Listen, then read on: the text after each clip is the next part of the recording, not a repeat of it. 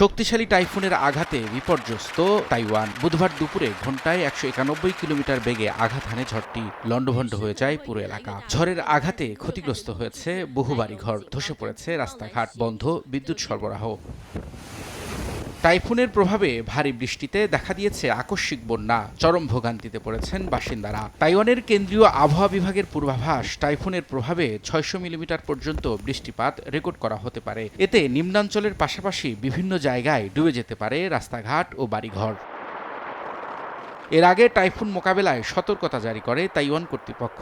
দক্ষিণ পূর্বাঞ্চলীয় গ্রিন আইল্যান্ডের তাইতাং প্রদেশের কয়েক হাজার বাসিন্দাকে নিরাপদ স্থানে সরিয়ে নেয় সেনাবাহিনী। ঝড়ের কারণে বাতিল করা হয়েছে কয়েকশো ফ্লাইট। এর মধ্যে অভ্যন্তরীণ 252টি এবং আন্তর্জাতিক রুটে 129টির বেশি ফ্লাইট বাতিল করা হয়েছে। বন্ধ ঘোষণা করা হয়েছে স্কুল, কলেজ ও অফিস আদালত। তাইওয়ানের পাশাপাশি চীনের বিশেষ প্রশাসনিক অঞ্চল হংকংয়েও জারি করা হয়েছে সতর্কতা। উপকূলের বাসিন্দাদের সতর্ক থাকার পাশাপাশি সমুদ্রে সব ধরনের নৌযান চলাচল বন্ধ ঘোষণা করা হয়েছে। রবিউল ইসলাম আওলাদ, সময় সংবাদ।